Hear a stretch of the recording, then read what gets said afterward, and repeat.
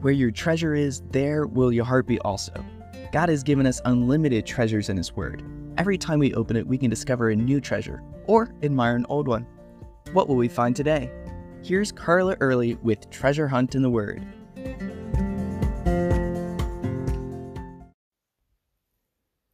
While Paul and presumably Luke waited for the rest of their mission team to join them in Athens, Paul preached out in the open, and many curious people listened. When some philosophers heard him, they brought him to Mars Hill for all the intelligent people who loved to discuss new ideas to hear about this new religion he had. What an opportunity! Curious, educated Gentiles, philosophers, influencers in their world. What would Paul say? Yes, they were educated, but they knew nothing about this one true God. You know people like that today? When I was growing up, one of my mom's friends thought that she was too smart to believe in God. She refused to even consider the possibility of there being a God. Here, these people have the opposite problem. They have too many gods. But instead of starting out telling them how impotent and fake their idols were, Paul chose to tell them about a Jewish God who made them and loved them and sent his Son to die for their sins. Paul began by giving them what they would consider a compliment. He said, "I see that you are quite religious." They probably all nodded their heads proudly. Yes, they were.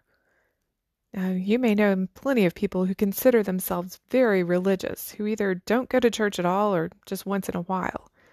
I remember a friend in college who huffily told me that she was a very spiritual person when I suggested that she needed the Lord. These men would have claimed the same thing. They made a God for anything and everything. And just in case they missed one, so as not to offend any of them, they made an altar to an unknown God. When Paul saw that in his prayer walking around town, he knew how to meet them where they were and lead them to the one true God. Many times when we're witnessing, a point of connection that God reveals to us can be a way to open a closed heart. Paul didn't want to equate the real God with all their gods, but to show them that there was someone higher, above everything, a God they knew nothing about, who was more real than all the idols that they worshipped. Paul said, "This unknown God is the one I'm telling you about. He made the world and everything in it. He is Lord of heaven and earth and doesn't dwell in temples. He's too big to be confined. He doesn't need us or our constant sacrifices to make him happy. He's quite self-sufficient, unlike these other gods. But he made you to need a relationship with him. None of these other gods did that. Just the fact that you've made this altar to an unknown God proves that you know there's something more and you are seeking him. The good news is, he's not far from us. We can see evidence of him all around us. The heavens are telling the glory of God. We see his work and power in nature, so we are without excuse. Now, Paul could have used so many Old Testament verses here, but these people didn't know the Old Testament and didn't care. Fortunately, Paul was also well educated and used a quote from one of their own poets, which was also a connection point for them. It was like Paul was name-dropping, saying, "If these fine gentlemen of history were here, they would agree with me, and so should you."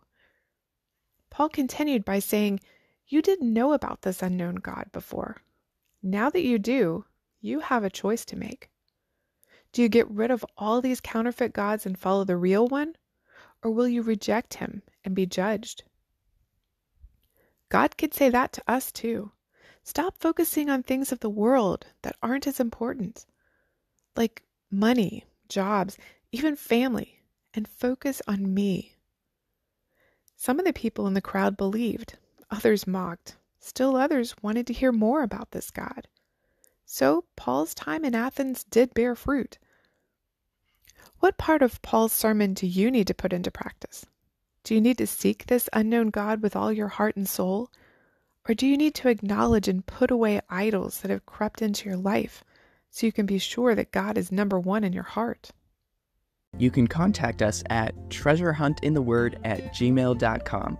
We'd love to hear the treasures God has given you through His Word. You can listen to other episodes on our website, which you can find in the description below.